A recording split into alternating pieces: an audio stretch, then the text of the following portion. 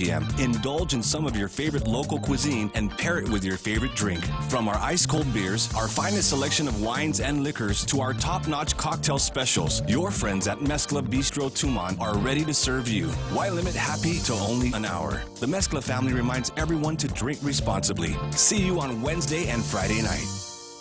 The U.S. is heightening their concern over the coronavirus, which continues to spread all over the world. Acting Homeland Security Secretary Chad Wolf says multiple areas of the federal government are on alert. The president's been very clear, and that is to protect Americans. So what we've done is we've put together a multi-layered strategy and a cross-agency task force to address this issue. So we've put measures in place at airports of entry, at land ports of entry, and at maritime ports of entry. Wolf on Fox's Sunday Morning Futures. More than 900 people have died in China from the virus.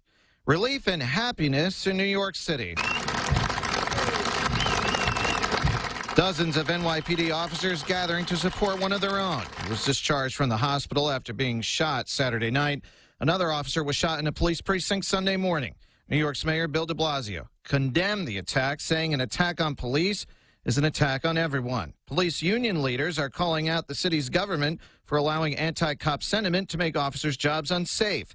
The suspect in the shootings was convicted in 2002 of attempted murder and paroled in 2017. Philadelphia's new police commissioner is an outlaw. Former Portland, Oregon Police Chief Danielle Outlaw will officially take command of the nation's fourth largest city police force on Monday. It's a tough time for Philly. There's been a surge in homicides and calls for police brass to address ongoing allegations of racism and gender discrimination. Outlaw will be the first black woman to hold the position in Philadelphia. Mayor Jim Kenney predicts Outlaw will usher in a new and better era for our city.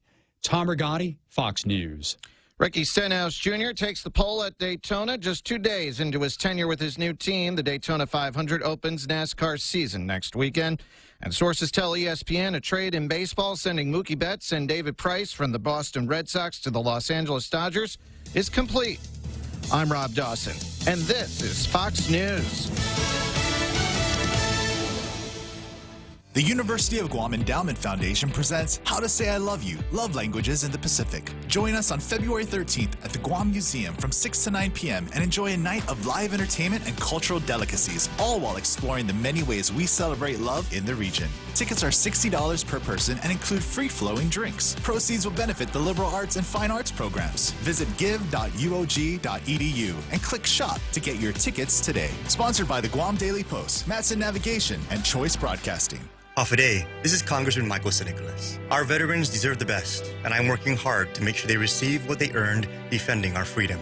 If you need help receiving the benefits you earned from the VA or the Defense Department, please call my office at 475-6453 or go online at stnicholas.house.gov. On behalf of a grateful community, thank you for your service. This ad was paid for with official funds from the office of Congressman Michael St. Nicholas. Tall Tales with Bob Klitzkie is brought to you by Bank Pacific, banking on the Pacific for 65 years. Welcome to Tall Tales with Bob Klitzkie, the only show on talk radio where common sense is a lot more common. Phone lines are now open at 888-TALK. That's 888-8255. And now, The Point proudly brings you Tall Tales with Senator Bob Klitzkie. A well-regulated militia being necessary to the security of a free state, the right of the people to keep and bear arms shall not be infringed. If I've said that once, I've said that 1,000 times, Real Joe Cruz, and you know what? I'm going to keep on saying it. I like it a lot, sir. Okay. It's something that no one out there in our international radio listening audience should forget. Concentrate on those constitutional rights. Understand them. Do what you can to secure and protect them. Usually after I do my reverential reading of the Second Amendment to the United States Constitution, well, not usually, but occasionally I will have a little squib from the news from someplace else dealing with those who would take the Second Amendment away from us and their efforts. Today, I have something that appeared on WND.com, and it's entitled 45 American States Illegally Affected by One State's Serious Gun Control. And the one state is, guess where? Illinois. And Illinois law is discriminating illegally against the residents of 45 other states, contends a brief filed with the United States Supreme Court by 18 state attorneys general. The AGs are backing the Second Amendment Foundation's lawsuit against Illinois' refusal to allow residents of states deemed to be too weak on gun control to obtain concealed carry permits. The case of Culp versus Rowell addressed the question of whether or not the Second Amendment right to keep and bear arms, quote, requires that the state of Illinois allow qualified non-residents to apply for an Illinois concealed carry license. The case was brought by the SAF, the Illinois State Rifle Association, Illinois Carry, and several private citizens. They are represented by attorney David G. Segal of Wheaton, Illinois. The friend of the court brief submitted by Missouri Attorney General Eric C. Schmidt is joined by attorneys general from Alabama, Arizona, Arkansas, Chicago, Seattle, and New York. No. A lot of states, in any case, including West by God, Virginia. The brief argues Illinois law allows for people from, quote, any state or territory of the United States with laws related to firearm ownership, possession, and carrying that are substantially similar to the requirements to obtain a license in Illinois.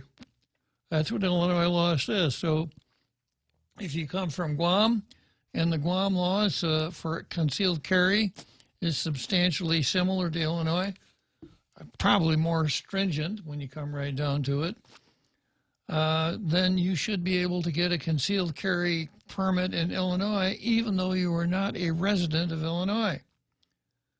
But the petition argues that, quote, the right to concealed carry is denied in a discriminatory and arbitrary manner to law-abiding and qualified persons in 45 states who are prohibited from even applying for an Illinois concealed carry license, regardless of their qualifications. Therefore, Illinois' prohibition on virtually all non-residents obtaining a concealed carry license for self-defense violates the petitioner's rights under the Second Amendment. Alan Gottlieb, the chairman of SAF, said, we're grateful to the 18 attorneys general for joining the amicus. Law and Order notebooks here, Real Joe Cruz. Amicus means friend. So if you hear about a group or a person filing an amicus brief in an appellate case, or better yet, an amicus curiae case in an appellate case, that means they are filing a friend of the court brief. And what the brief is saying is, we're not parties here. I'm not the appellant. I'm not the appellee. But I'm very interested in this case, and I just thought I'd share some of my really good ideas with the court, perhaps to help the court make a really good decision here. So 18 state attorneys general filed amicus curiae briefs with the United States Supreme Court on this particular matter. The 7th U.S. Circuit, which sits in Chicago, most recently affirmed the state's restrictions, but according to the SAF, the state essentially bans non-residents from its program. And without a review by the Supreme Court, virtually all Americans will be deprived of their full Second Amendment rights in the state of Illinois. Now, this would be an easy one for me. I don't want to go to Illinois anyhow. Concealed carry or no concealed carry. Unfortunately, it's kind of on the way to Wisconsin from a lot of the places that I visit, so I kind of have to whether I want to, but I don't recommend it to friends and neighbors. The Circuit Court previously invalidated a general statewide ban on carrying weapons in Illinois. It invited the state to, quote, craft a new gun law that will impose reasonable limitations on the activity as long as it was consistent with the Second Amendment. The new law was the result of the state's subsequent work. Yeah. The state says it requires applicants to show they are not a clear and present danger. Sounds like a Tom Clancy novel, doesn't it, Real Joe Cruz? Yes, sir, it does. Yeah. You want a concealed carry permit in Illinois? You must show us that you were not a clear and present danger. Otherwise, you ain't getting one.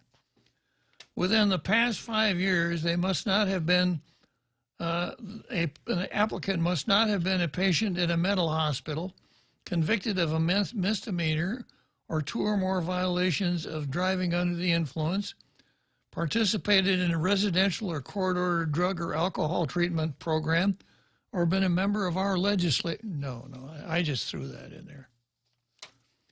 Requirements are the same for residents and non-residents, but all non-residents whose state verification programs don't meet Illinois demands are disqualified at the outset.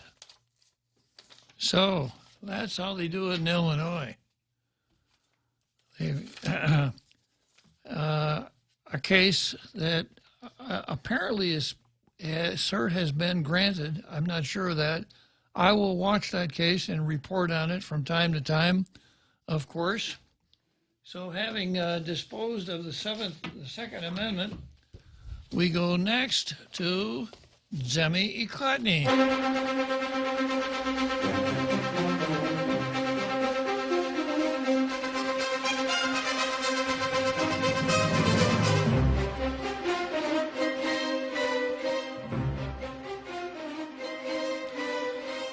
And as usual, the Daily News is not running their own editorial.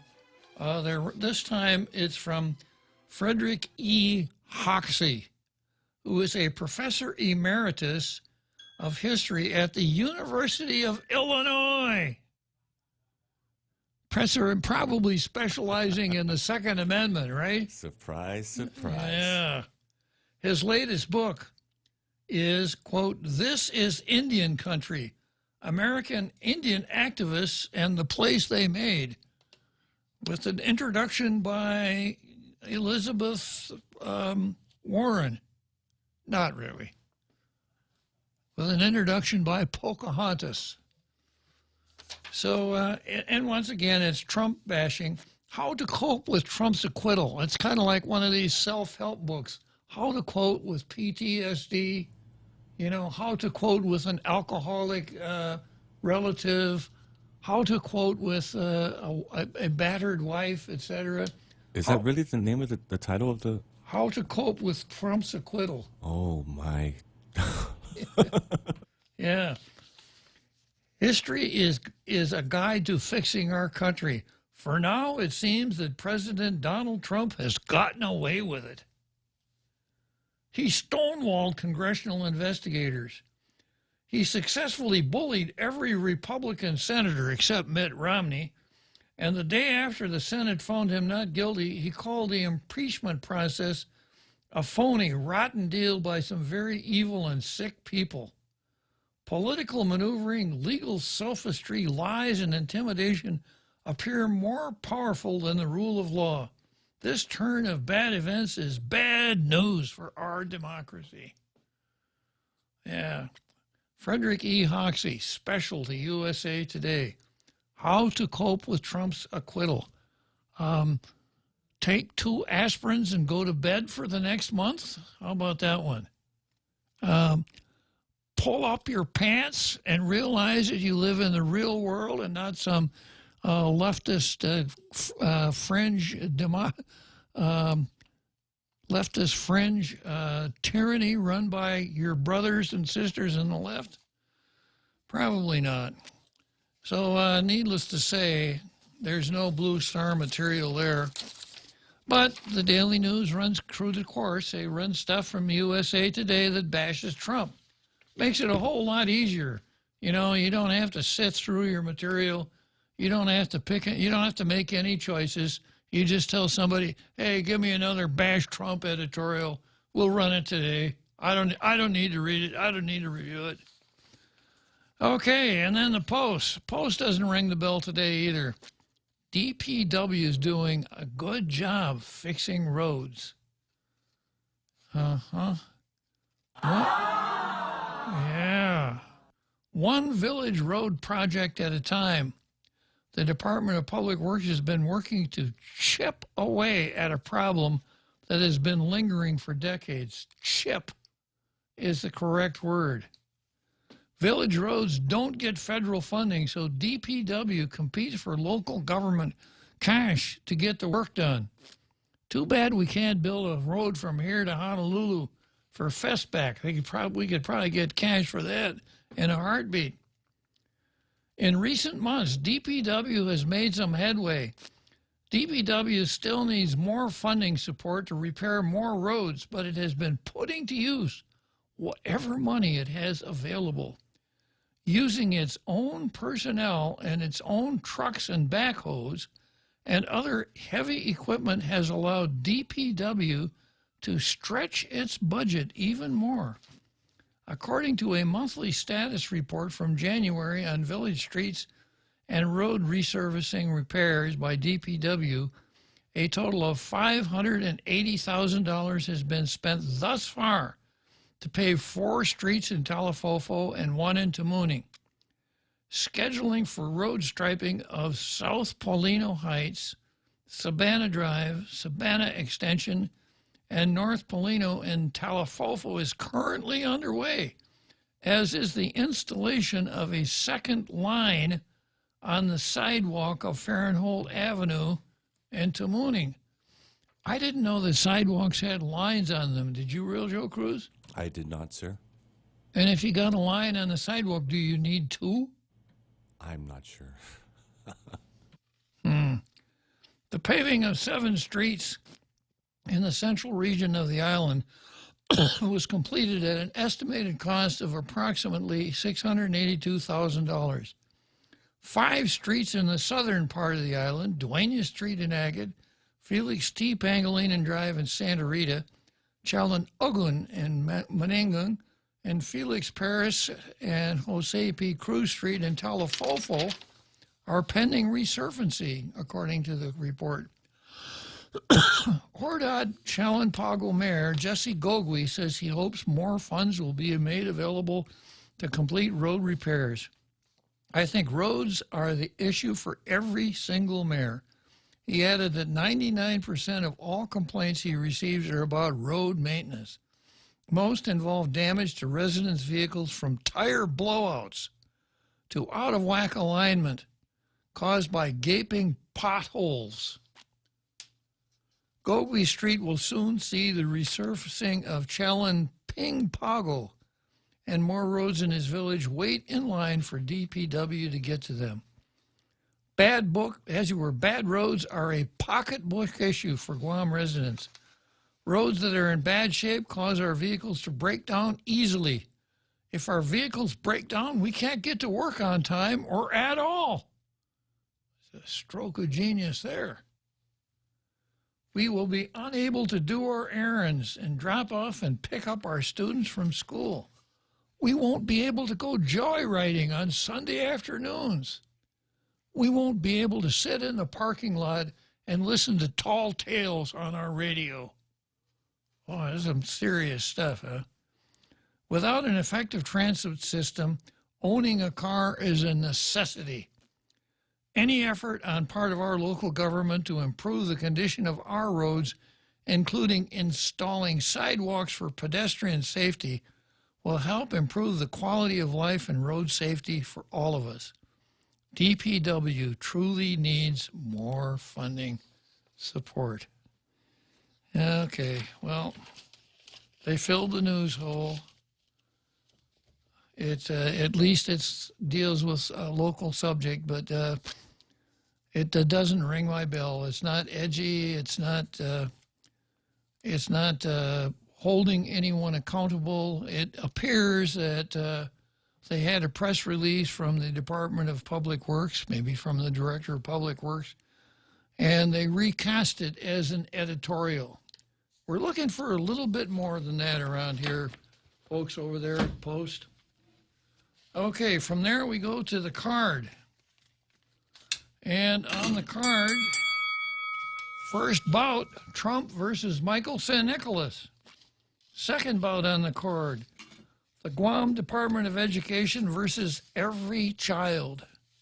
Next is Brown versus Rory. Then I've got Trump versus Clinton. Chief Ignacio versus Public Safety. Tall Tales versus the Hell No group. Robert Underwood versus Taitano and Ponzawan. And I've got the Pope versus Trump and Antonio Gramsci versus Yall. So let's start out with Trump versus MSN. So the first story that broke looked like good news, but I'm going to break this down for you. I hate to be the guy with that bucket of cold water that comes along and throws it on every dog that's wagging its tail. But there's a story that ran in the Post. House passes bill that reimburses about $40 million in EITC for government of Guam. It's a badly written story, but I'm going to go through it a little bit to lay the foundation for what I'm talking about here. The House has passed a bill that would reimburse the government of Guam approximately $40 million in earned income tax credit costs, according to Michael St. Nicholas. H.R. 5687 is the Emergency Supplemental Appropriations for Disaster Relief and Puerto Rico Disaster Relief Act of 2020, introduced by Representative Nita Lowe of New York. The bill includes language to rebate 75% of the EITC to U.S. territories with tax codes that mirror the U.S. tax code, which Guam does. Now, tuck that in your memory. The Guam tax code mirrors the U.S. tax code.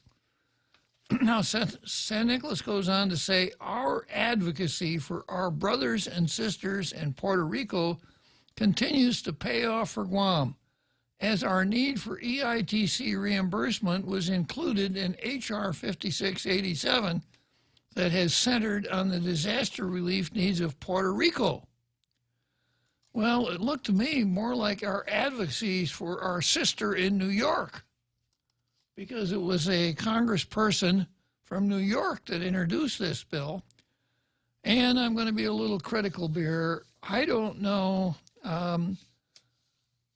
if it's a good idea to tie destiny that close to Puerto Rico during the Trump administration. Puerto Rico is not Trump's favorite location. You'll recall he had some harsh things to say about Puerto Rico after their typhoon, which turned out to be pretty much correct. We find out that a lot of the stuff we set down there has just been sitting in warehouses.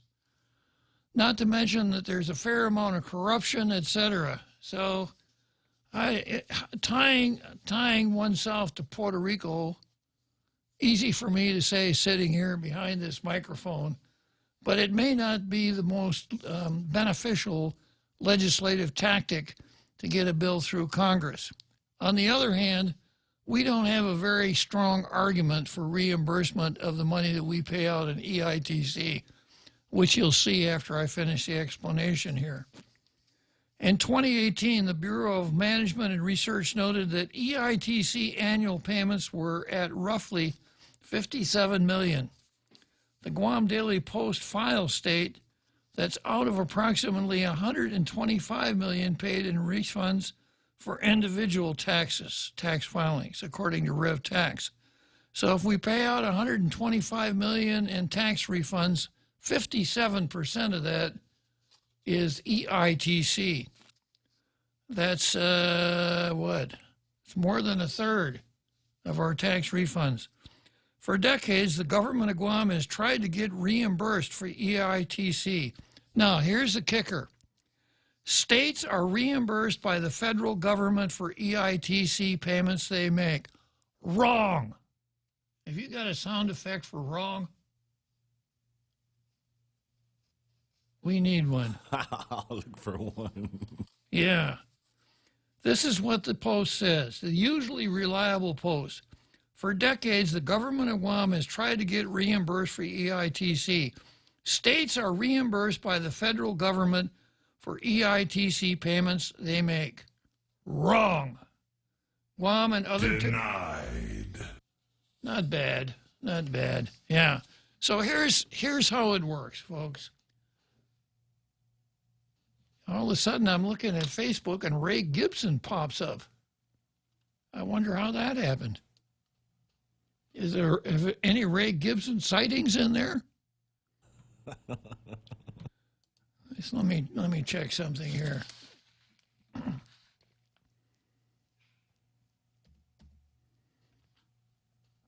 me try to read. No disrespect, Ray, but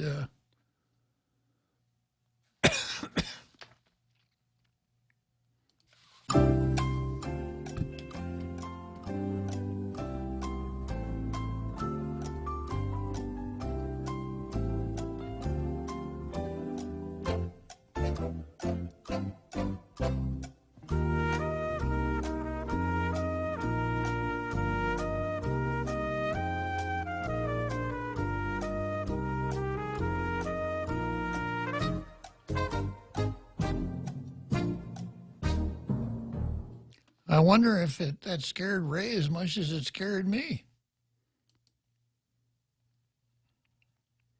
Yeah, there I am. Okay, I'm back. Yeah, I guess I never got lost on that screen, huh? Okay, here's how it works. There is a set of laws in the 50 states called the Internal Revenue Code. It's the income tax law. It's why everybody has to file an income tax return on the 15th of April every year. Simply put, it's federal law, although I hate that word federal. It is federal law. It's a federal tax on your income. Think W-2s, etc., withholding tax. Okay, now as part of the Internal Revenue Code, there are sections that provide for tax credits. A tax credit is something that reduces your tax liability. Now, there are a couple of things that reduce your tax liability. First, there's a tax deduction. Second, there's a tax credit.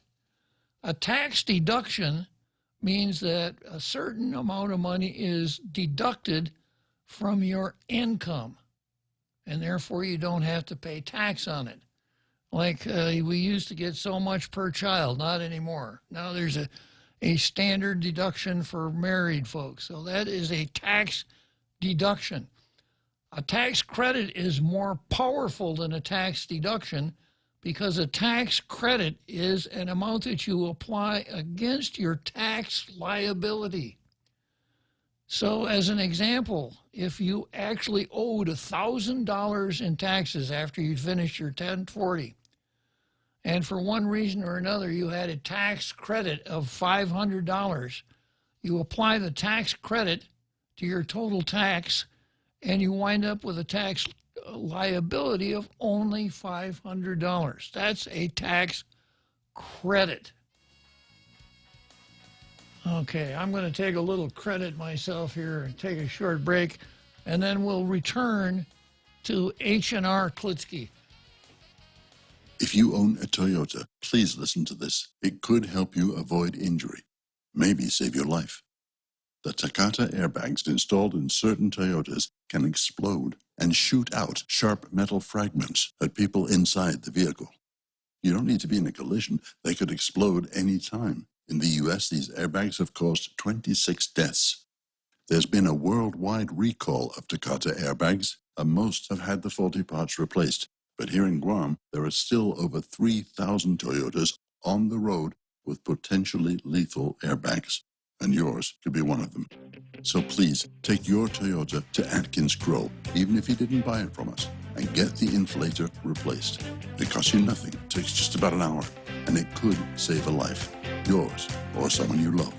The AK song says we're here for life. That's never been more true. At Atkins Grow, we're here for life. The Extra Point with Jerry Roberts of Guam Training. Every once in a while, I see something that stirs up the rant machine, and it's that time. I'm Jerry Roberts, and at 7:20 a.m. on The Ray Gibson Show, if you really want to get ahead in your career, but you think something is holding you back, I've got words for you. You can find daily transcripts of The Extra Point at guamtraining.com. Tune in every weekday morning at 7:20 for The Extra Point with Jerry Roberts. Brought to you by Guahan Insurance Services and First Hawaiian Bank on 93.3 The Point. The OG Endowment Foundation presents How to Say I Love You, Love Languages in the Pacific, Thursday, February 13th at the Guam Museum from 6 p.m. to 9 p.m. $60 per person includes cultural delicacies, free-flowing drinks, and live entertainment. Love Languages in the Pacific will benefit the liberal arts and fine arts programs.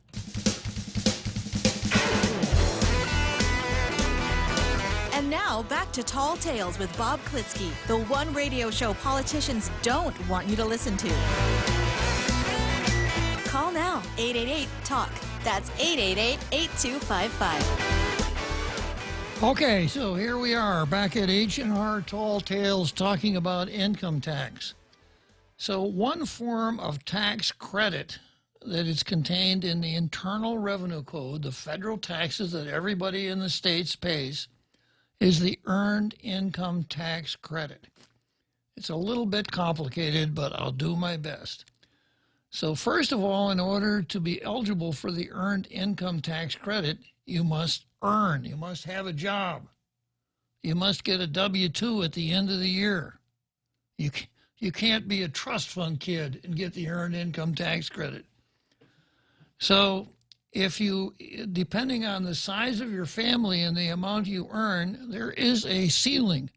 So if you don't earn too much and your family is of the right size, there's a bracket there, the tax law will credit amount against your tax liability, thereby reducing your taxes. The idea is to give people an incentive to get off welfare and get a job. Okay, now there are certain cases when the numbers work out such that the tax credit is actually larger than the tax liability of the taxpayer. So, for example, let's say when Schmucka Huckowitz finishes his 1040, without the earned income tax credit, his tax liability is $100. He's got $100 in taxes. But he has an earned income tax credit of $500. So the earned income tax credit pays off the $100, and he gets a check for $400. That's how it works, folks. That's how the earned income tax credit works. Now, do you remember what I said about state law in there? Do you remember Real Joe Cruz? I did. It's kind of like Sherlock Holmes and the dog, isn't it? Yes. What did I say? It's what you didn't say, sir. Yeah, I didn't say boo about state law because this has got nothing to do with states. This is simply a federal program. Okay, now if you understand ITC in the states, we'll pick it up and move it to Guam, just like the government of Guam is going to move that building that used to house the Guam legislature that they bought. That's on leased land. When the lease expires, they're going to pick it up and move it somewhere else, right? Well, we're going to move the EITC mechanism to Guam. And it's not a moving job at all because the Internal Revenue Code applies on Guam just like it applies in the United States, in the 50 states. The difference is that instead of the money going to the Treasury like it does for income tax, the money that you pay for the Guam income tax goes to the Treasurer of Guam, and we get to squander it or spend it or whatever, right? But it's the same setup, the same law. So if a taxpayer here is entitled to an earned income tax credit, then the same mechanism works, and the check comes from our Treasury, because that's where we get our money, is from the income tax, just like in the mainland. So when the Post says states are reimbursed by the federal government for the EITC payments they make, Guam and the other territories are not. Wrong! Just dead wrong. And very disappointing, Post, because you usually do a pretty good job on stuff like this, but here you're just wrong. States don't get reimbursed for anything for an easy reason. They don't pay anything out. The states never see any of that money. You pay your taxes to the Treasury of the United States. The earned income tax credit comes from the Treasury of the United States. Now, around here, there's a phrase, unfunded mandate, that is often used by people who want to show they're really checked out, they're really in tune with what's going on. And I've heard a million politicians say, oh, the CITC, it's an unfunded mandate. We have to do it, but they don't give us the money to do it. Well, if you understand that long soliloquy that I just completed, you know that they do give us the money. They give us the money because we get to keep all federal taxes paid on the island. So we have the same source to pay EITC as the Internal Revenue Service has to pay it in the United States. I'm going to have to write to these folks because this thing is hard enough to understand as it is without putting out crap like this that is just going to confuse people and probably cause more hard feelings. You know, the Independencia, see, they don't even reimburse us for the EITC that they make us pay. Of course not.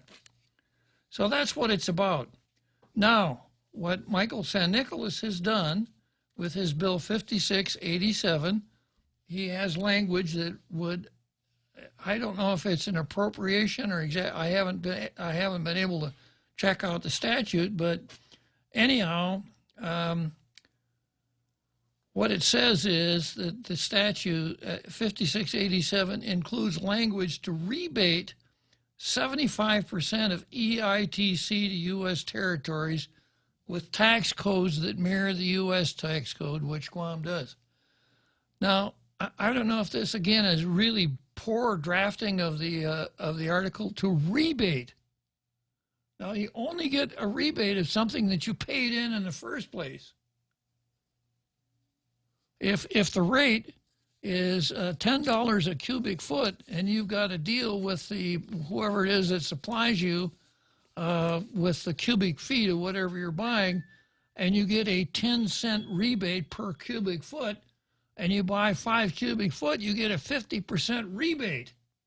But the word rebate is completely out of place here, so I have to guess what it means.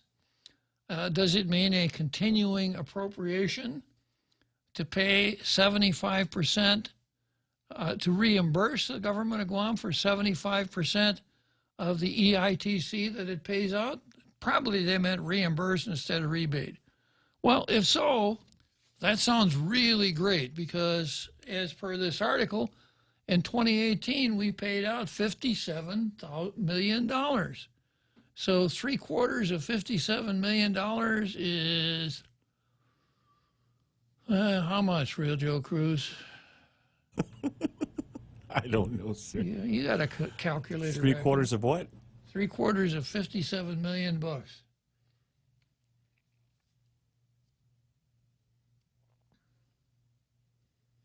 If that's too hard, try 75% of $57 million.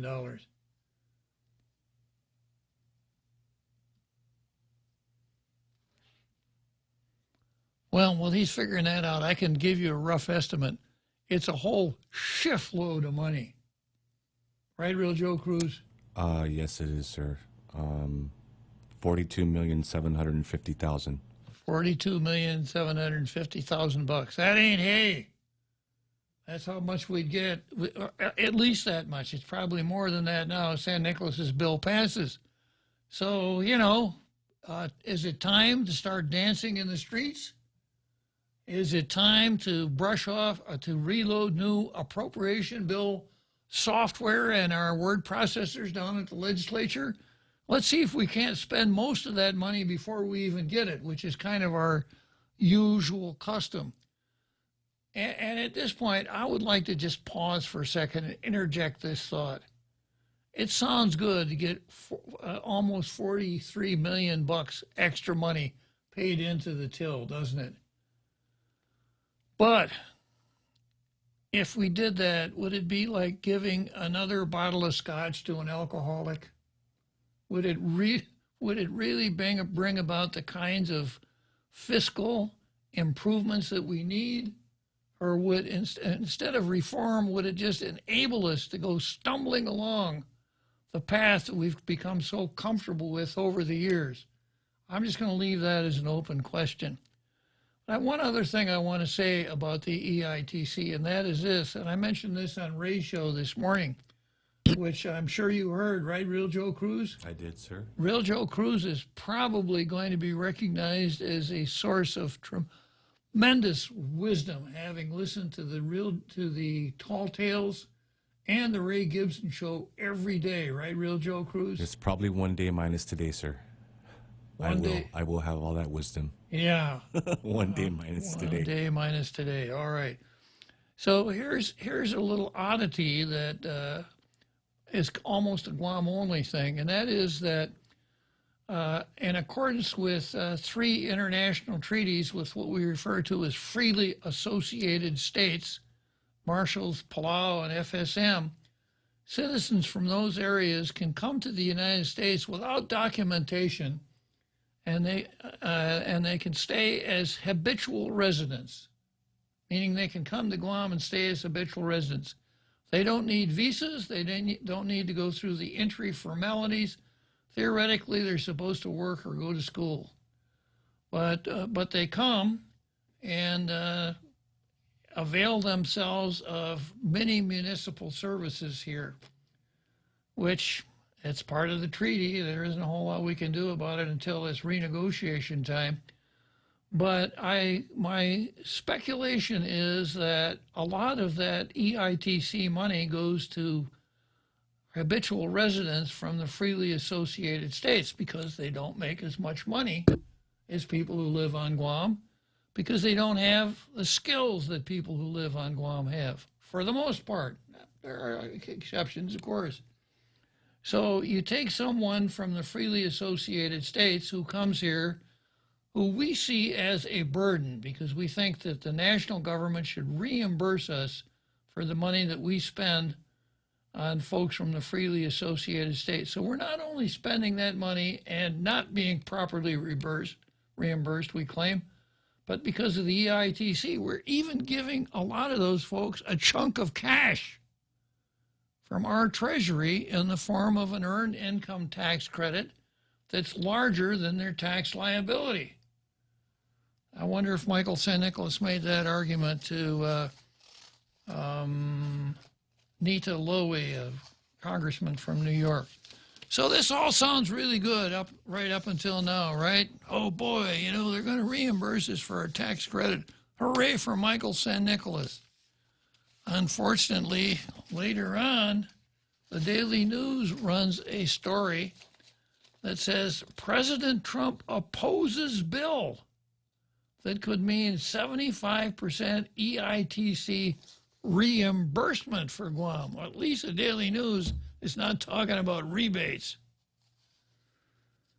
And there's an editor's note. This story has been updated for clarity on the Office of the President's statement. President Trump's administration opposes a bill that proposes to provide the credit. The bill, let's see. All right, let me go into this story a little farther here. The administration, this is a quote, strongly opposes H.R. 5687, which would make emergency supplemental appropriations for the fiscal year ending September 30 according to a statement from the Office of the President. The House is rushing this bill through its process. The House rushing something? I'm shocked. What do they think they're dealing with, an impeachment? The House is rushing this bill through its process and seeking to push taxpayer dollars out the door, even before the Federal Emergency Management Agency has completed its review of the damage caused by earthquakes that have recently affected Puerto Rico. So that sounds kind of responsible, doesn't it? You want to give them some more money, and you don't even know how much money they need. So no, we're not in favor of that bill. Slow it down a little bit, House. When FEMA has finished their job, then maybe we'll have something to work on. Now, of course, as the president is fiscally responsible, it doesn't help us and our quest for reimbursement of 75% of the EITC. But this is the risk that a congressman or anybody in a legislative body takes when he engages in what's called log rolling. This is a classic case of log rolling. Please help me with my bill. Maybe later on I can help you out with something you're working on. So, okay, we're going to take a short break here and we'll come back to the EITC. Family Finance has been serving the people of Guam since 1959, and they'll continue to be there for you in the years to come. Whether you're looking to get a personal loan for that summer vacation or paying off those long overdue bills, Family Finance has got you covered. Apply for a personal loan from $1,000 up to $3,600 by calling Family Finance in Agutya at 475-4545, Upper Tumon at 647-5626, or in Dededo, 633-4473. Family Finance, serving the people of Guam since 1959. Everyone has a busy schedule these days, and sometimes we forget to schedule our routine dental checkup and cleaning. Don't neglect your dental health. Schedule one today with Dr. Robert Yang and his Smile Team, conveniently located at the East-West Business Center on Marine Drive, Upper Tumon. Call us today at 647-8702 or 3. Again, that's 647-8702 or 647-8703. We make smiles happen. Tall Tales with Bob Klitzkie is brought to you by Bank Pacific. Banking on the Pacific for 65 years.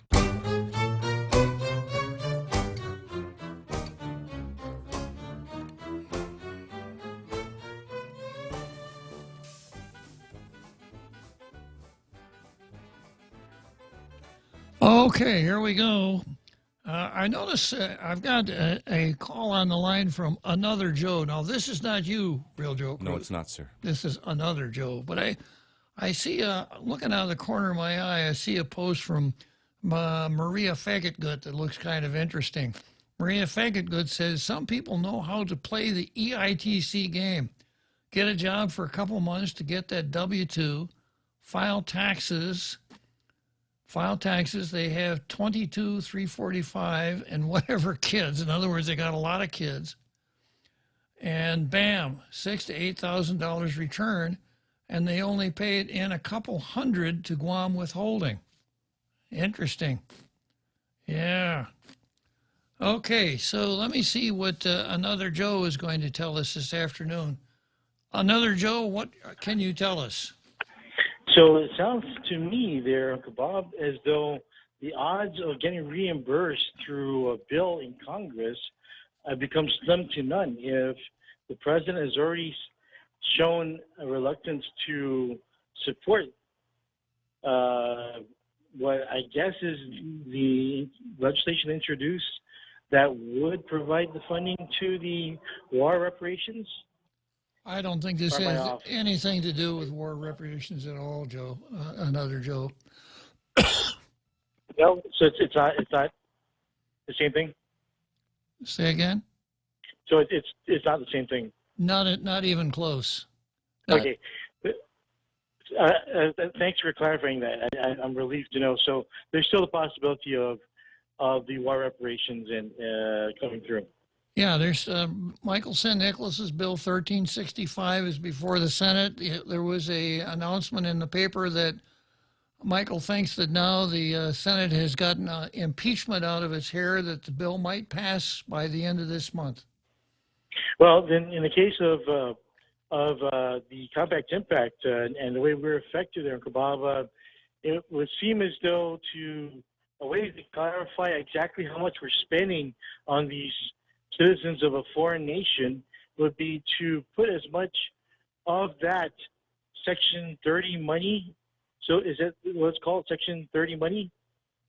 Section 30 money is the taxes paid by military folks who are stationed here for 6 months or longer, regardless of where they actually pay the tax. Was that the figure of 42.75 million? No, 42.7.5 is 75% of what we paid out in EITC in 2018. Oh, it's different. Yeah. So, all right. So, I don't know if it makes it easier, but let's say that instead of spending all of the Section 30 money, whatever was left over, they took it and they paid off the territorial debt, and then get a running total of what we are expending on these citizens of a foreign nation, and unfortunately, take the administration to the Supreme Court.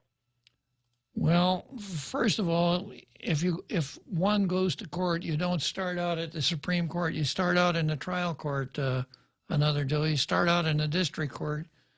Yes. And second, I don't think that a suit by the territory against the national government for those funds would lie, because the United States government has no liability for those expenses. Those payments are what you would call an ex gratia payment. In other words, they're payments that the United States government pays because they think it's nice or fair or equitable, but there's no legal requirement that enforceable legal requirement that those funds be paid. What was the word you used? Reasonable? Is that the word you used earlier? Reasonable funds? I may have used the word reasonable. I'm a pretty reasonable guy, another Joe. Well, what I was going to say is it's not reasonable for us not to have a balanced budget if we're doing all we can, it's a big if there, to balance the budget.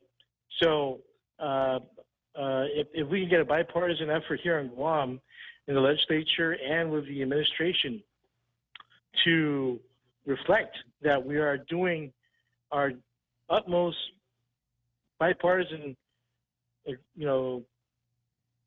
possible to balance the budget, yet we are unable to, and the primary cause of that will be because of the compact impact agreement. And I think we might have a case. What do you think, Uncle Bob? Well, we wouldn't have a legally justiciable case, Real Joe or another Joe. And when it comes to appealing to President Trump, I think the last thing we would want to say is that it's a bipartisan appeal. We'd be better off leaving the Democrats out of it. Oh, I'm talking about just Guam Democrats. But anyway, thanks for your time, Uncle Bob. Obviously, majority of us here in Guam feel like we've gotten the short end of the stick, and 30 years of that is a little bit too long. Thanks for your time, Uncle Bob. You're welcome, another Joe. It's always a pleasure to talk to a Joe, a real Joe Cruz, another Joe. We used to have a regular Joe that used to call in here. Yeah. Remember that? Yeah, I don't know what happened. Yeah, he was just a regular Joe. Yeah. Well, let me see what else I got on Facebook here. Jesse Limtiaco said, Republicans said there was a tax provision in that bill that they felt should have been separate. I assume they're talking about the EITC. Well, this is kind of a tough one for Michael San Nicolas. If his EITC measure is part of a bill that is sexy, it has some pizzazz, it looks like it might go, then our EITC bill could ride along on its coattails.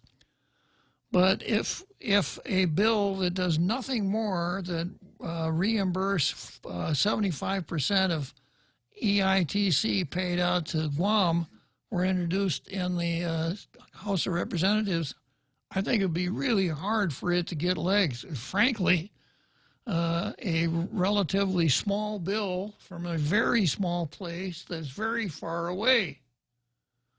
So that's why I use the tail and the dog analogy. You know, when your bill is the tail on the dog, and the dog isn't going to go anywhere, obviously your tail isn't going to go anywhere either.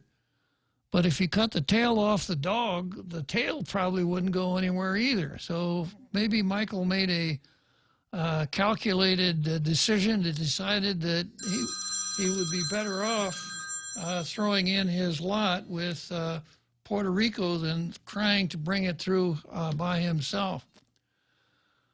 Okay, let me see what else I've got here on Facebook. I've got a poster here who asks a question: premature congratulatory celebration? Premature congratulatory celebration? You know who that was? Repeat. It was, yeah. And I already read Maria Fagotgood's comment. And then Lee Stolley says, State Department asking Guam to allow cruise ships entry into port doesn't really fit the colonizer narrative, does it? No, it doesn't. They're asking us? Wow. Okay, let's break for that big halftime show we've all been waiting for. The marching bands, the drill teams, the cheerleaders, synchronized card section up in the whole thing. I'll be back in about 7 minutes.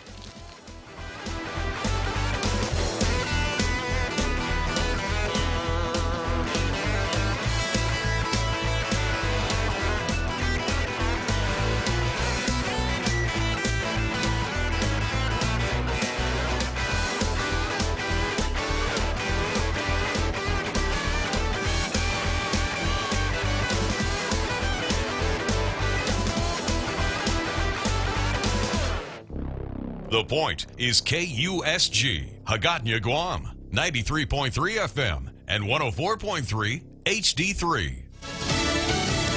A win, not a joke, for the Joker. I'm Rob Dawson. Fox News' Joaquin Phoenix takes the Oscar for Best Actor for playing the Joker. I do not feel elevated above any of my fellow nominees or anyone in this room because we share the same love, the love of film.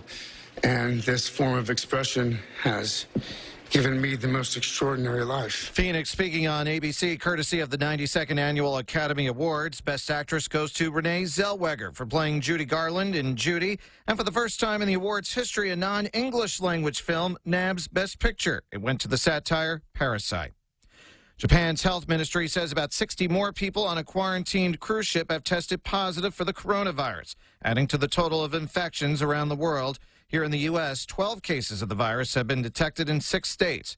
Acting Homeland Security Secretary Chad Wolf. The 11 airports that we're funneling flights to carry the vast majority of traffic from China. What we have seen over the past several weeks is the 3 major U.S. carriers all but ceasing flights from China. So the majority of flights that are coming in from China are Chinese airlines carrying mainly U.S. passengers, or U.S. citizens, I should say. Wolf on Fox's Sunday Morning Futures. More than 900 people have died in China.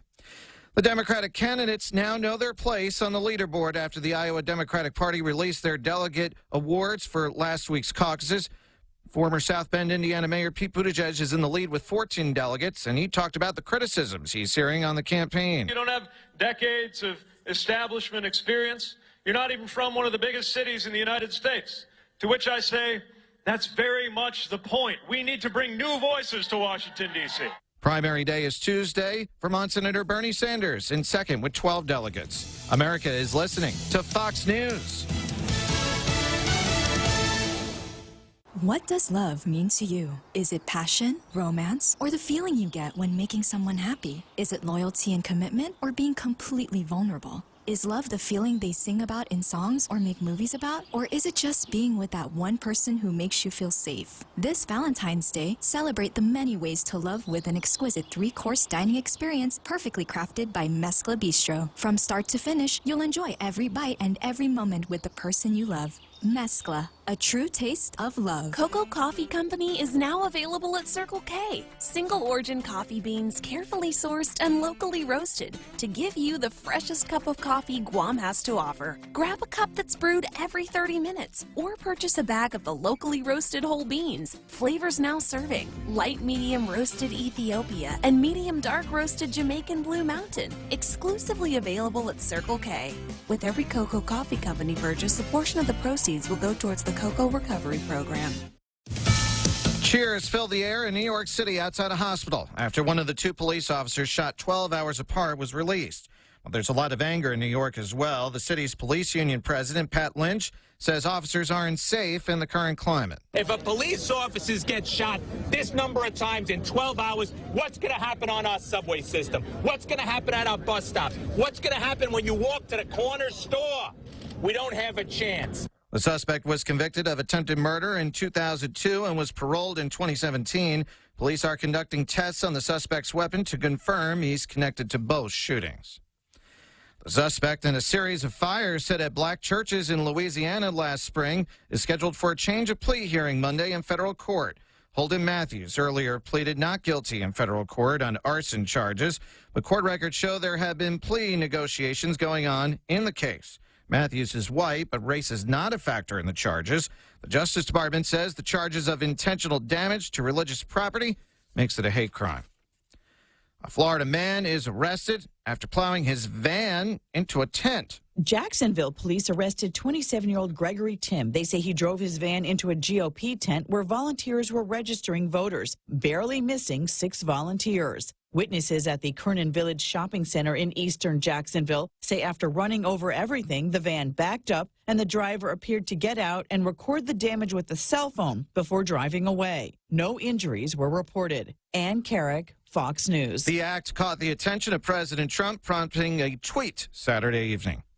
United Launch Alliance's Atlas V rocket is headed to the sun. Seeing good engine operating parameters on the RD-180 engine, now passing 15 seconds. Atlas propellant utilization system is going to closed-loop control. Liftoff just after 11 p.m. Eastern Sunday from Cape Canaveral, Florida. The goal, to capture the first pictures of the sun's poles. I'm Rob Dawson, and this is Fox News. Off a day, this is Congressman Michael Nicholas. Our veterans deserve the best, and I'm working hard to make sure they receive what they earned defending our freedom. If you need help receiving the benefits you earned from the VA or the Defense Department, please call my office at 475-6453 or go online at stnicholas.house.gov. On behalf of a grateful community, thank you for your service. This ad was paid for with official funds from the office of Congressman Michael Nicholas. The University of Guam Endowment Foundation presents How to Say I Love You, Love Languages in the Pacific. Join us on February 13th at the Guam Museum from 6 to 9 p.m. and enjoy a night of live entertainment and cultural delicacies, all while exploring the many ways we celebrate love in the region. Tickets are $60 per person and include free-flowing drinks. Proceeds will benefit the liberal arts and fine arts programs. Visit give.uog.edu and click Shop to get your tickets today. Sponsored by the Guam Daily Post, Matson Navigation, and Choice Broadcasting. Talk Tales with Bob Klitzkie is brought to you by Bank Pacific. Banking on the Pacific for 65 years.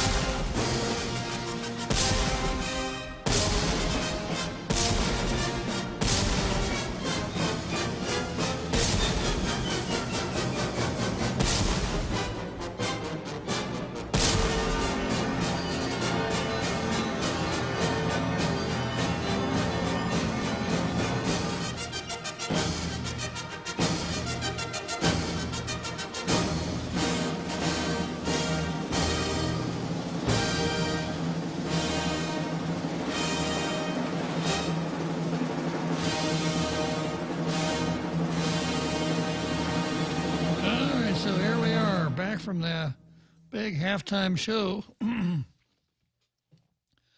So let me see what came in here. A couple of things came in on Facebook while I was out watching the show. We got Jesse Limtiaco. Being on the side of Puerto Rico is definitely not a good side to be on if you're a Democrat and from the House of Representatives. Trump will shut your stuff down. He may very well do that, yeah. And Maria Fegagut corrected her numbers here, 1, 2, 3, 4, 5, 6.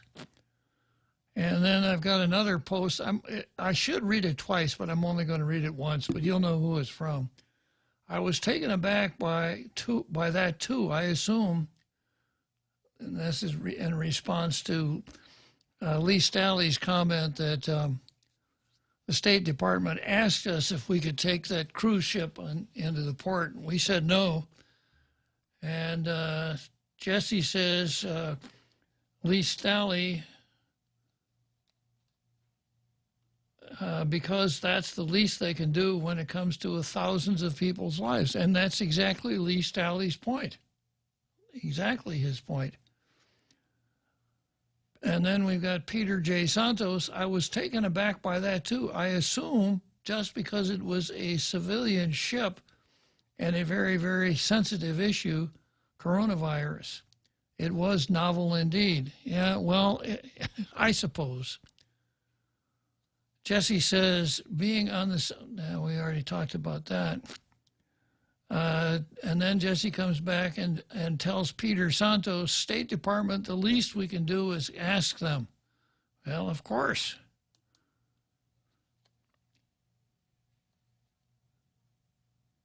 And Margaret Bloss is here from California. So much for the Facebook comments here. So I'm going back again to earned income tax credit. So I hope by now everybody understands what earned income tax credit is, that it's not an unfunded mandate. And I even quibble a little bit with the way the Daily News wrote at the end of its piece here. He says, right now EITC payments are paid with local funding. Well, I suppose that's true, since money is fungible, and all of the money that we take in, whether it's GRT, income tax, property tax, whatever, I suppose it all is local funding. But the symmetry is the same as it is with the way the federal government handles their EITC. Now, at least in theory, we set aside a reserve from all the taxes we collect to pay tax refunds and EITC. But I think it's really important to understand that the earned income tax credit is a function of our mirror image tax law. And the mistake that the Post made is unfortunate, to think that the U.S. government reimburses states for money that states pay out in EITC, because states don't pay EITC. So there's nothing to reimburse. Okay, next I've got the Guam Department of Education versus every child.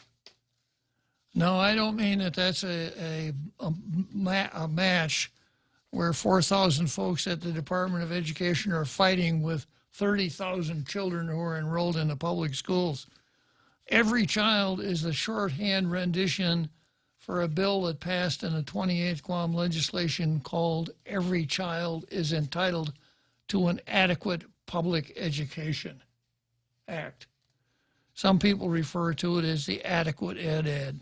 Doesn't matter. So here's the story. Superintendent John Fernandez of the Guam Department of Education. No, he's not. He's I got to write a letter. He's the superintendent of education. He's not. Anyhow, testified during a public hearing at the legislature on Thursday in support of a bill that would make clear how many instructional hours public schools must provide their students each year. Bill 232-35, authored by Talina Nelson, would require the education superintendent to develop standard operating procedure for makeup days. The Every Child is Entitled to an Adequate Education Act requires GDUE to provide students at least 180 instructional days. Fernandez said the 180-day requirement was adjusted in 2012 to 900 hours for elementary students and 12,060 hours for secondary students in order to let GDUE end the school year early to accommodate the Festival of Pacific Arts, which is a dumb thing to do. You know, we have two soapboxes. One soapbox, we stand up and we holler at the top of our lungs, education is our top priority. Now, if it's your top priority, that means nothing interferes with it. Then we've got another soapbox over here that says tomorrow culture. And some of us climb up on that box and say, we're going to do everything we can to foster the Chamorro culture. So we had this Festival of Pacific Arts in 2012. So we changed the school year to accommodate the Festival of Pacific Arts, letting the kids know just exactly how important it is that they go to school. Another example here, and I know this guy over here is not going to like this when I say they purposely apparently scheduled their teacher workshop days for the same day as the Super Bowl, so kids could stay home and watch the Super Bowl. Well, Super Bowl is fine, but one of the things that we ought to be concentrating on, at least as far as I'm concerned, is teaching kids at school is the most important thing that they're doing when they're young. It's more important than football. It's more important than Festback, because the things that they do in school or the things that they don't do, kind of like Sherlock Holmes's dog, Real Joe Cruz, the things that they don't do will affect them the rest of their lives. So that was the first modification. Guam Educational Board Chairman Maria Gutierrez said Bill 232 was introduced at the request of the board to clarify the school system's instructional hours requirement. Bill 232 requires elementary and secondary students to be provided 900 hours of instructional per year. A good deal for secondary teachers. They went from 1,260 down to 900. Good job. The bill removes ambiguity, Fernandez said. It also gives the department flexibility to meet the hourly requirement and accommodate teacher development. And we're going off the tracks here. It's important that we have flexibility to meet those professional development goals as well as makeup days. Now, I have Bill 232 here, and I'm going to spend some time on this. This is something that's pretty close to me. Bill 28-45 passed in the 28th Guam legislature, and it enacted the Every Child is Entitled to an Adequate Public Education Act. And it attempted to lay down a baseline definition of what constituted an adequate public education. Not a great public education, not a superior, just an adequate public education. And it only got into the tangible aspects of education, the stuff that you can touch, measure, feel, etc. So there was supposed to be a certified teacher in every classroom. Class size ratios were set. Wasn't supposed to be any hotter than 78 degrees in the classroom. Supposed to have clean, sanitary, safe facilities for the kids to go to school in. Supposed to be adequate, timely bus transportation to and from school. All this kind of stuff you wouldn't think it necessary to put into a statute, but it was. And the responsibility for providing this adequate education was assigned to the entire government of Guam. and the enforcement, the teeth. So often people will say, well, it's a great law, but no teeth. Well, this law has teeth, because if a child is not provided any one of those 14 points, his parent can bring, oops, boy, I did it again, Real Joe Cruz. Let's back it up. If a child is not provided any one of those 14 elements, their parent could file suit in court to enforce the department's providing that item to the child. That's the teeth. And the statute provides for an award of attorney's fees to a prevailing parent in such a situation.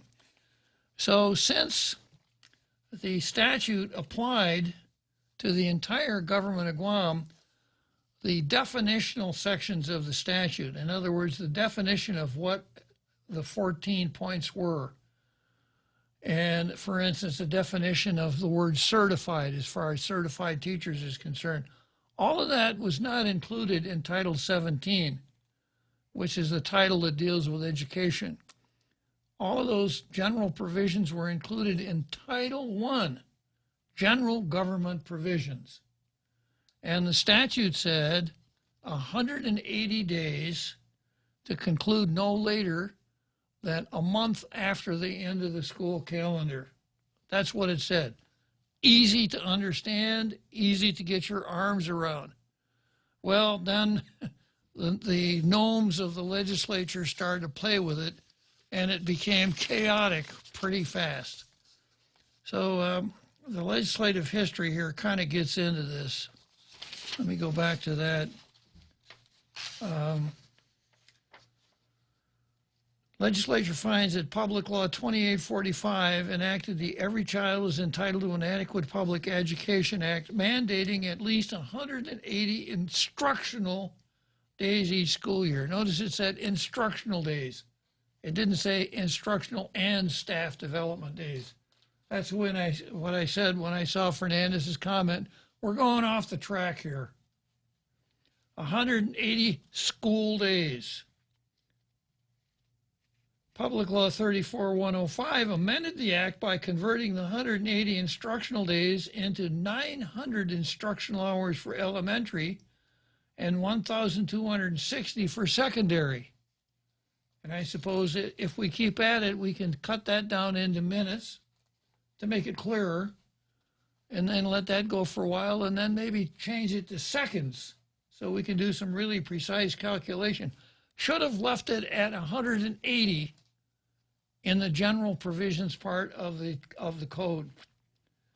The legislature further finds that on October 24, the Guam Education Board transmitted to the legislature an amended Guam Education Board Resolution 2019-10 relative to requesting the 35th legislature to amend the ascribed equivalency for 180 instructional day requirement for public schools.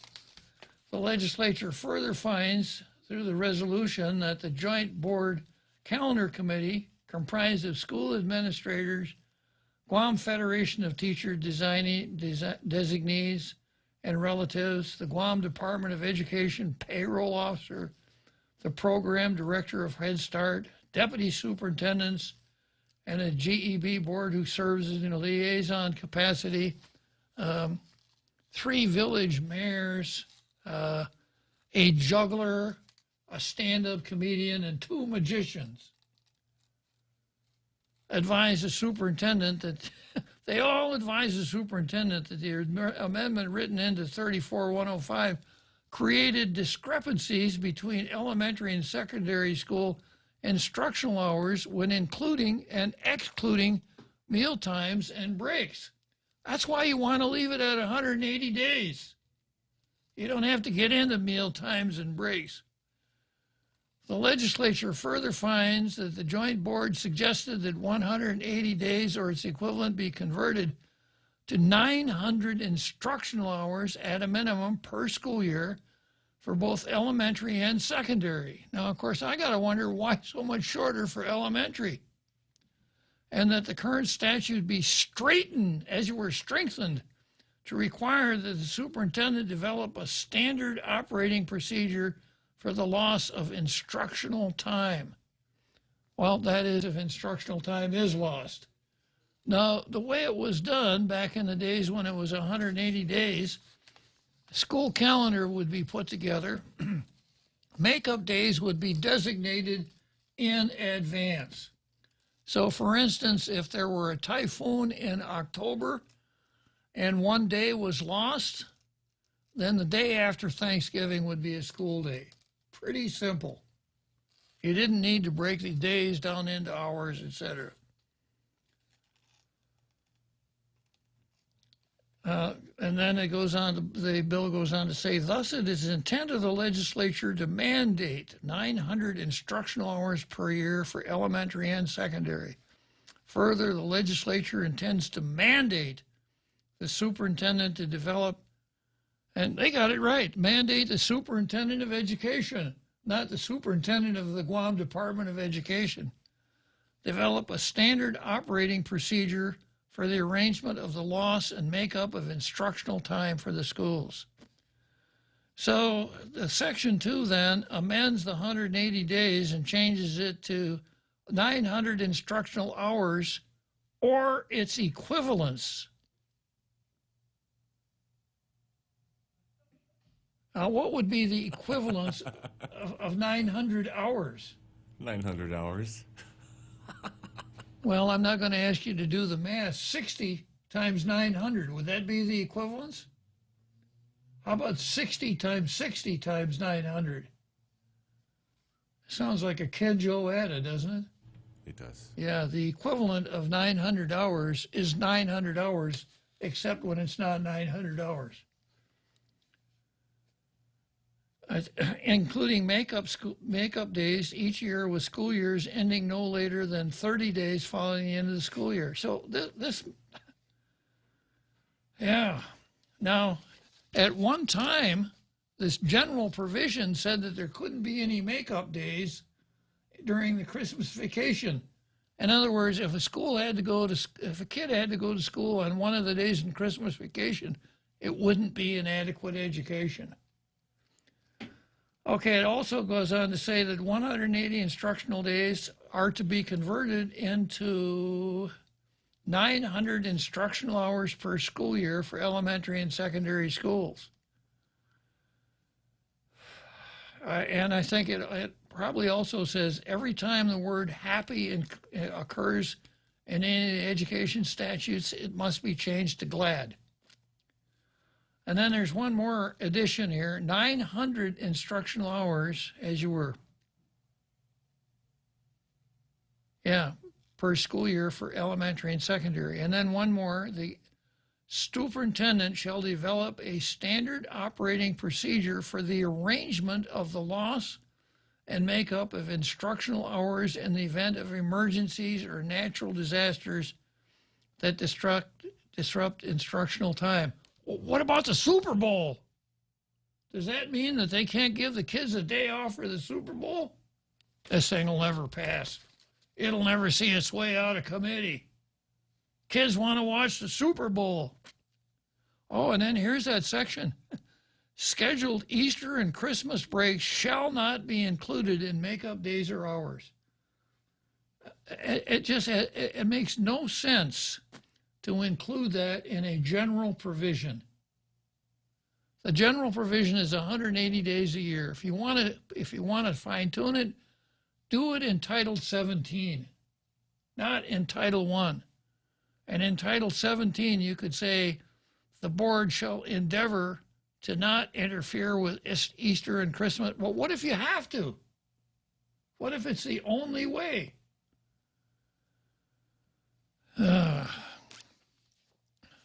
Common sense, the Guam legislature, where common sense is an uncommon virtue. But they did it right. They've got a severability clause in here. So which part of this bill, Mr. Legislature, would you want to have severed and then let the rest of it stand? Wouldn't you want the whole thing to stand or none of it stands? And even better, there's an effective date. You know when this act is effective, real Joe Cruz? When, sir? It shall take effect immediately upon enactment. If they hadn't put that in there, the bill could have passed, and then everybody would have said, "Bill passed, governor signed it, but we don't have to do it because there's no effective date in the bill." I wonder if the same gremlin that got into the Post today and told them about states being reimbursed for EITC gets into the typewriter, the word processors over to the legislature and does this kind of stuff to them also. All right, so much for every child is entitled to an adequate public education. Every child is entitled to an adequate, every child is entitled to a sentient Board of Education and legislature. That ain't no sign they're going to get it, though. Okay, next we've got Brown, Ms. Joanne Brown versus Rory. And this is another article from the Post. Port to settle another case with fired worker. It appears that another one of the terminated Port Authority of Guam employees has reached a settlement with the agency. Jovette Havalosa and her attorney were set to appear before the Civil Service Commission for a hearing on February 5, but just a few days earlier, the parties submitted a stipulation to cancel the hearing because they have reached an agreement to settle the appeal. As such, the parties will finalize the agreement and seek dismissal in the next 30 days, the stipulation stated. Now, of course, we don't know what these stipulations provide for. And Tina Rose Monia Barnes hasn't raised all kinds of hell about it because she doesn't have her copy.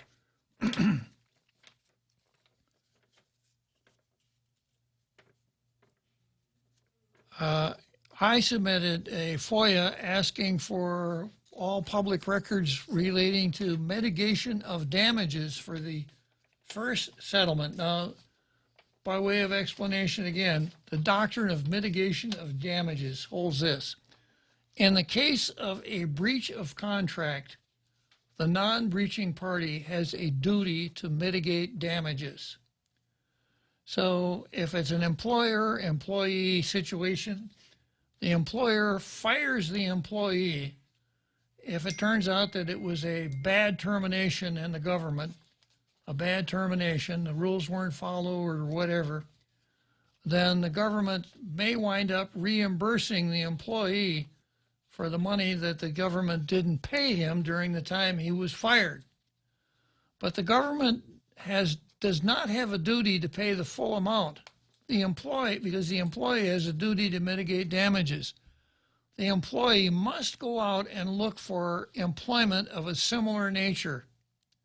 So if someone were fired from the Department of Education, he has a duty to go to Dodea and the other school systems on the island here and apply for a job, and he has to be able to prove that he did that.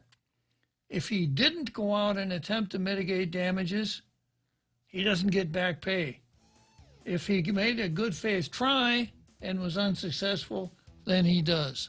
We'll be back to mitigation of damages right after the 7th inning stretch.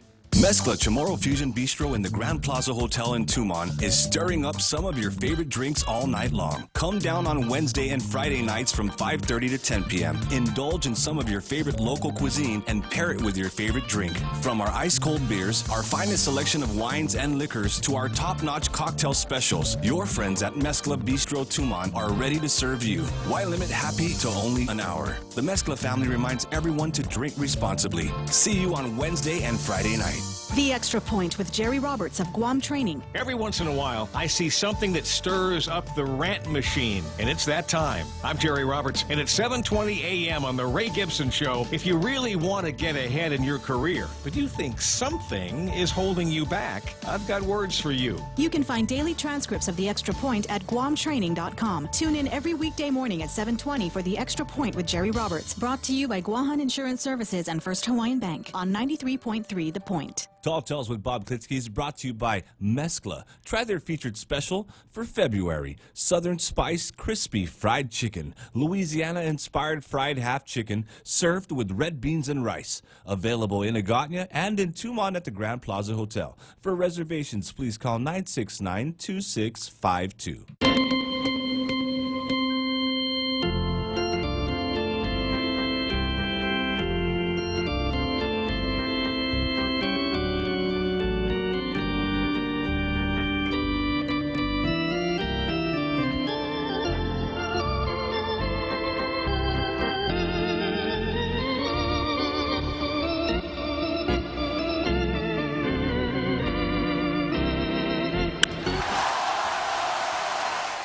Seventh inning stretch, Wrigley Field, Chicago.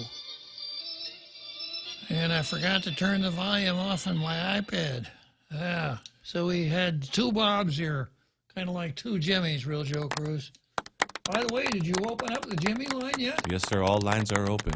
I want to know how Jimmy's coming with his campaign for mayor of Jonia. You remember? You remember his dynamite campaign slogan? I do, sir. Yeah, vote for me. I'll answer your prayers. I can't be any worse than your last three mayors.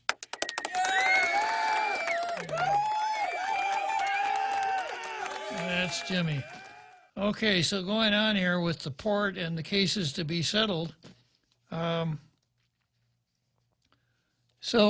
did, and the response I got back from the port was that they couldn't provide that information to me because it would be illegal under a provision of the Internal Revenue Code. Well, I'm not satisfied with that, but I'm not going to go to general quarters on it yet. I'm going to, not until we've got all of these taken care of, and then I'll be able to do them all at one time. But under the doctrine, as I was explaining, under the doctrine of mitigation of damages, those employees had duties to go out and find equivalent employment. If they did, fine. If they didn't, but they made a good faith try and they have their proofs, then they still get back pay. The other part of the doctrine of mitigation of damages is this, that the money they made during the time that they were terminated, regardless of who they worked for, is deducted from the amount of their back pay. So if, as an example here, Josette Havalosa was making $40,000 a year before she got fired, and during the time that she was fired, she got a job working at Payless as a checker, and she made $25,000 a year, then her back pay is $15,000 a year. That's the way the doctrine of mitigation of damages works. And the port has a duty to employ the doctrine of mitigation of damages when they're settling with these people. And if they don't, then they're not living up to their responsibility to their ratepayers. It's not a good thing at all. And that's why I sent that FOIA, or that Sunshine Law request, asking for the paperwork underlying the doctrine of mitigation of damages. And we'll see how it goes. Okay, the article goes on to say Havalosa was one of the employees terminated in connection to an allegedly fraudulent workers' comp claim filed by former port marketing manager Bernadette Stern-Maynor over a fall in a port restroom. The cases have lasted years, going from the Civil Service Commission to the courts and back, with some of the fired workers winning reinstatement to their port jobs. Havalosa was to go through an evidentiary hearing on February 5 regarding whether the port followed the former 60-day rule, which held that an adverse action should have been sent to her within 60 days of the port knowing of her alleged wrongdoing. The rule allows 90 days. Before the hearing was scheduled, the port authorized its attorney, Joseph McDonald, to explore settlement with Havalosa and other fired employees. Former port general manager Joanne Brown called the initiative a political payoff. So we've talked about that quite a bit here on Tall Tales. And once again, 7 employees were fired around the incident of Marie Azure Bernadette Maino's slip and fall, her trip to Honolulu to Hawaii for medical care, allegedly falsified documentation, etc. And 7 people lost their jobs because of it. And as this article points out, up and down the cases that went to the Civil Service Commission, appeal lies from the Civil Service Commission to the Superior Court, appeal lies from there to the Supreme Court. Some went to the Supreme Court, came back down. I haven't been able to keep, able or willing to keep track of all of the cases.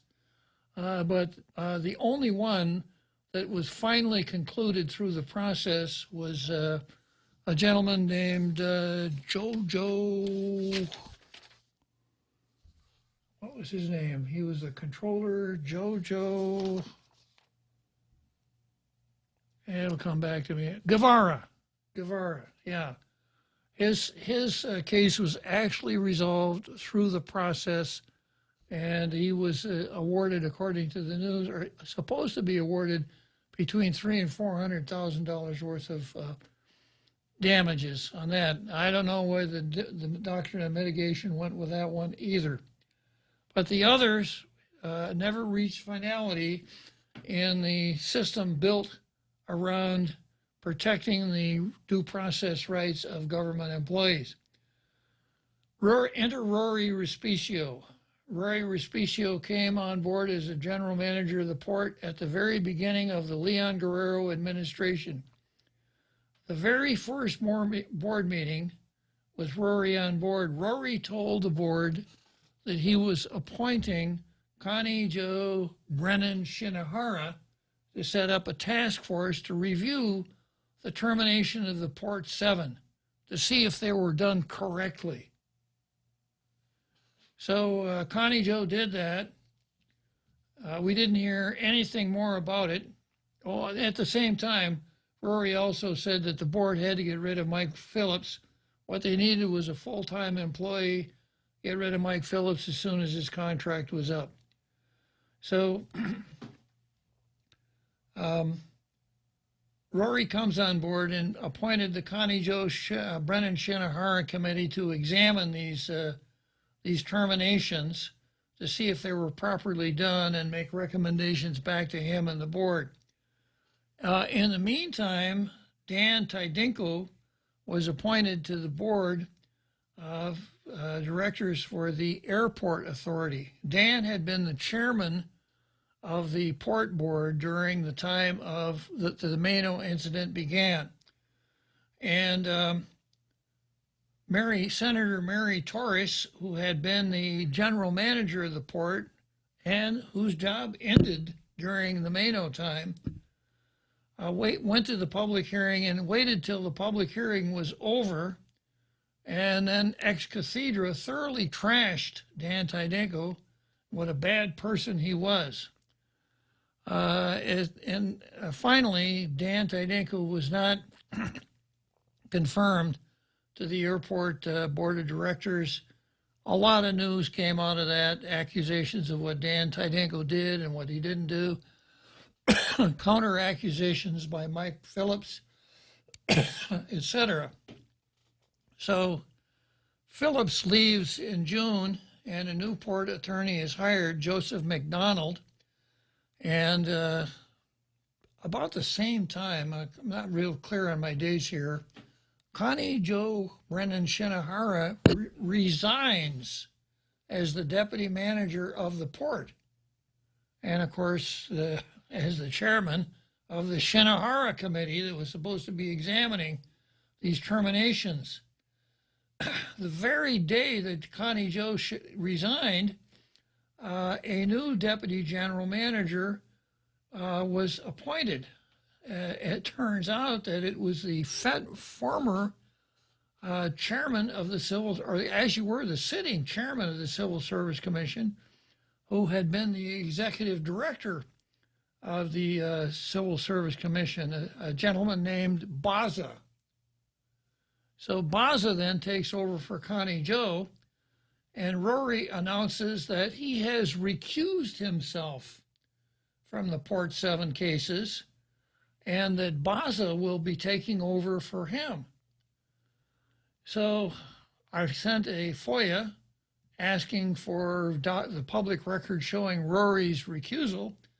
The only thing I got was a note that Rory sent to the Civil Service Commission saying that Connie Joe would be sitting in for him at the next Civil Service Commission. Well, Connie Joe is gone. The note didn't say anything about recusal at all. It just said that Rory would not be sitting at that Civil Service Commission meeting. So Rory got in and really set the ball rolling here for all of this settlement stuff. Now he says that he's recused himself, but I haven't, as saying goes, I haven't seen it in black and white. So it's not clear to me what exactly is going on and who's doing what to whom. But Joanne Brown, former manager of the port, her statement hangs in the air like a large black cloud. Former general manager Joanne Brown called the initiative a political payoff. Maybe it was, maybe it wasn't. I think it's going to be difficult for us to ever find out. I will do the best that I can with such tools as I have as the Sunshine Law to find out what I can find out about these settlement agreements.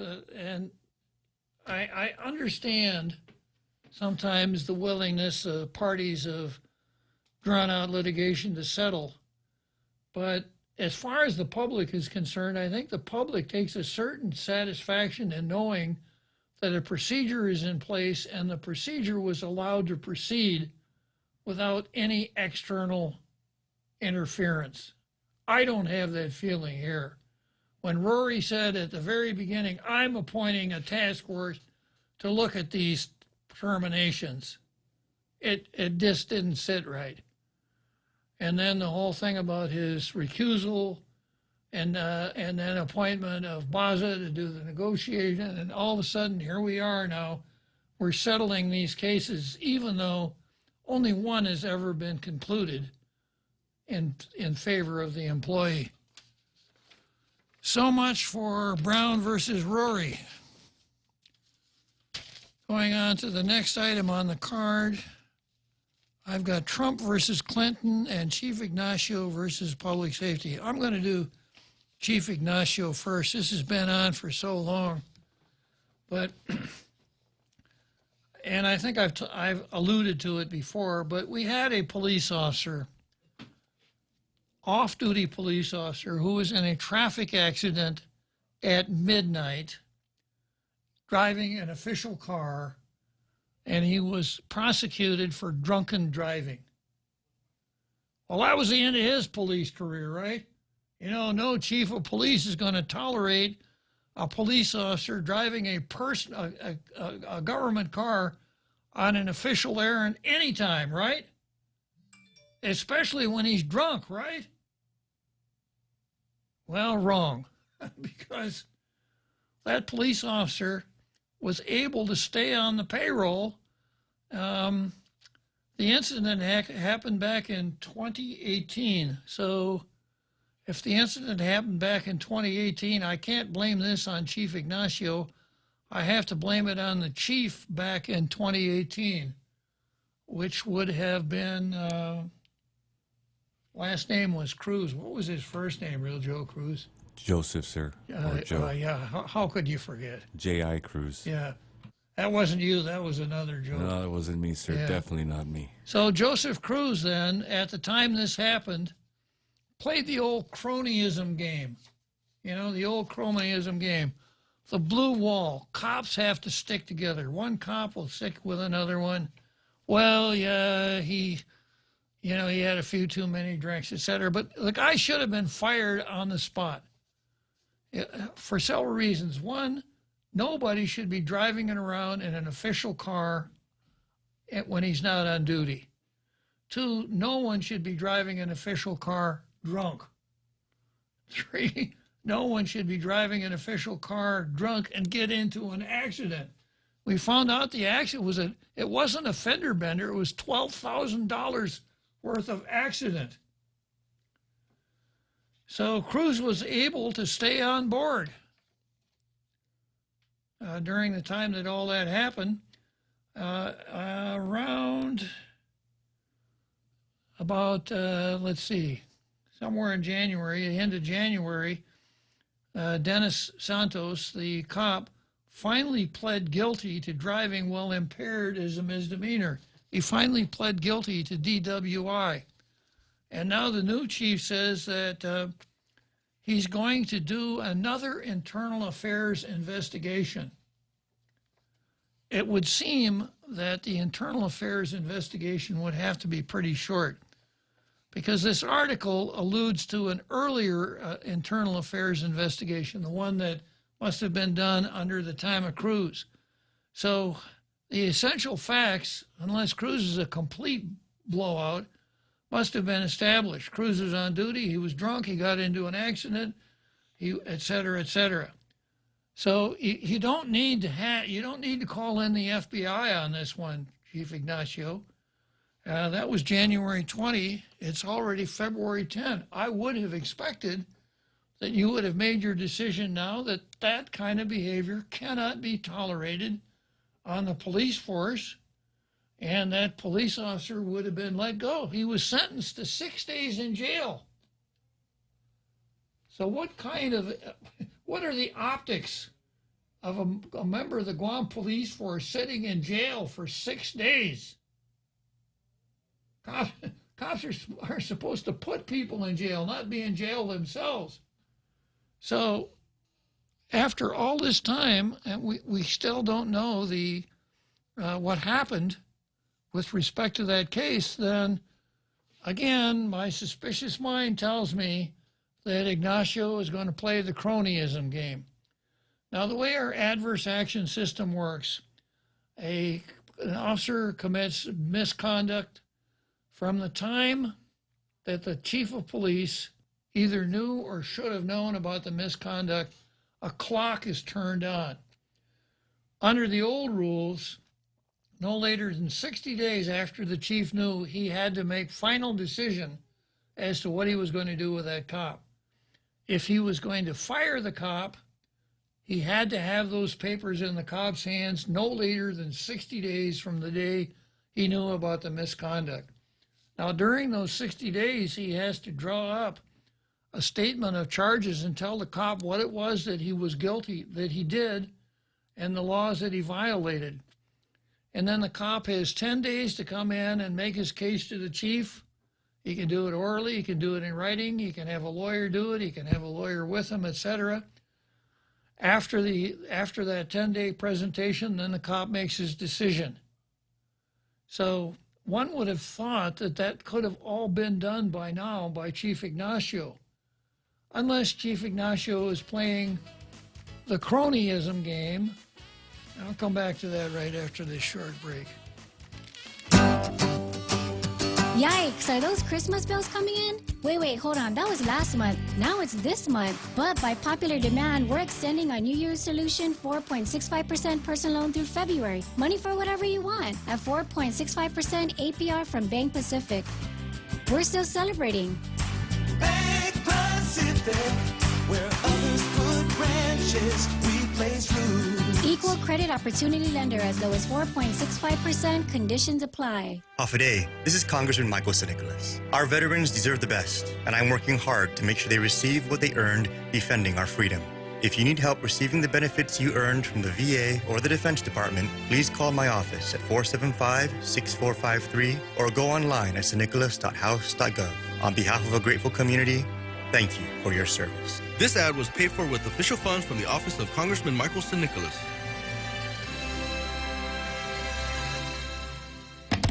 Hi, welcome to this ad for new Subway sliders, starting at $1.99 each. How do you want it? Cheer squad. Woo! Go Subway sliders starting at $1.99 each. Woo! Give me a ham and jack slider. Ham and jack slider. Give me an Italian spice slider. Italian spice slider. What's that spell?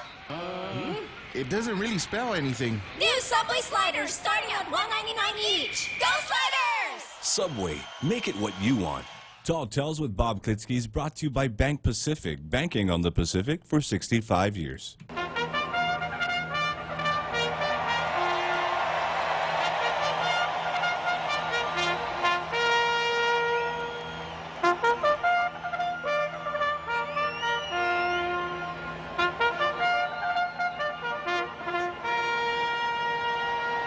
So, of course, there's nothing that requires Chief Ignacio to do anything. That he could send the message out that it's okay to drive an official while you're drunk and get into an accident and spend 6 days in jail. Or he could actually take disciplinary action against the cop. But you give the cop a break and wait till the 90th day. Let him stay on the force as long as possible. Maybe in that time the cop can accrue enough time to retire. But starting out with J.I. Cruz, J.I. Cruz should have done the right thing then. Think of the message that it sends to the police officers who do their jobs, who don't abuse government vehicles, who don't drive government vehicles drunk, don't do all of these other things, to see that one of their co-workers obviously got away with it. It just can't send a very good message. Obviously, it doesn't send a very good message to the police. It's not why you draw big bucks, Chief. You draw the big bucks to make the hard decisions and to be in what I refer to as the bad news business. You know, when you have a job that puts you in the bad news business, when occasionally you have to fire people, make really hard decisions, you find that a lot of people will take you off your Christmas card list. But that can't dissuade you from doing your duty. The reason that you have the badge and the salary that you have, Chief, is to make the hard decisions in the bad news business. So I'm going to be watching this very carefully. And I suppose I have to crank out another sunshine law request to see where you are with this right now. Okay, so much for Chief Ignacio. What was it? Chief Ignacio versus public safety, I guess. And then I've got one that's I've had here for a while. It's called The Age of Entitlement, the Legacy of Anti-Discrimination Laws. And this is somewhat provocative, and it kind of goes against your common sense. Now, I don't know if I'll have time to finish it or not. I probably don't have time to finish much of anything except allowing our Carl to close out the show. But our Carl is not here today. Did you open up the Carl line? Yes, sir. Yeah. And you open up the Jimmy line? Jimmy lines, the Tom lines, yeah, the doctor lines, the dentist lines, all the lines are open, sir. Yeah. Well, this article called The Age of Enlightenment and Legacy of Anti-Discrimination makes a point that seems strange this year, in the year of 2020. Christopher Caldwell has written an outstanding book, although it will win him few friends in the elite journals such as the New York Times, for which he often writes. He addresses a question that many have asked. Why did Donald Trump, in a shock to mainstream opinion, win the Republican nomination for president in 2016, and even more of a shock, go on to win the election? And I had the same feeling myself. You know, I certainly did not want to see Hillary win the election. And I was a little bit angry with Donald Trump going down through the primary season. And my analysis was, there are 16 Republicans out there trying to get the nomination, and every one of them could have beat Hillary, but Trump's got to get the nomination. I don't think he's got a chance. And going to bed the night that, I don't remember the name of it, but there's a building in Manhattan that has an actual glass ceiling. And Hillary booked that building for her victory party. Glass ceiling and all. Well, our Carl finally, Our Carl, I guess, finally woke up from his nap and said to himself, Tall Tales is almost over, and I haven't even called today. Right, Carl? Yeah, no, I was listening just about for the whole thing, but I was just attending to other things. Yeah, but what you said about Trump, I just wanted to comment. Of course, I didn't vote for him because I live on Guam, but if I did live in the States and had residency in one of the 50 states, I'd have voted for him. I think Trump is a symptom of just, or I don't know how you describe him. I think people are just fed up with Washington, D.C., and they wanted someone to come in there and just kind of be a bull in the china shop and do things differently, not be predictable, make people uncomfortable. After all, their policies many times make millions, hundreds of millions of taxpayers uncomfortable, so it's kind of payback, So we like seeing the establishment on both sides of the aisle become uneasy and not have everything be so predictable. I think that's a good point, Carl. So that's my take. That's why I post some things that I do because and it even stretches to Guam too. I'm just tired of politics as usual, and I like voting for people who are unconventional and not just going to come in and hold hands with everybody and sing Kumbaya as we walk over the financial cliff into bankruptcy. It's why I listen to your show. It's why I support Leon Guerrero. Ken and I have some disagreements on some issues, but he is a disruptor, and so are you, and so is Troy and some other people, And without the disruptors, I really would have very little hope for Guam. But I'm hopeful. I'm optimistic because of the disruptors. Well, I'll keep disrupting things, Carl. So thanks a lot for riding to the end of the roller coaster with us today. We'll see you tomorrow. All right. Thank you. So long. Okay, another exciting, elucidating, educational, entertaining episode of Tall Tales comes to an end. Tomorrow at 1600, the real Joe Cruz and I will be back in fighting trim. We'll see you then.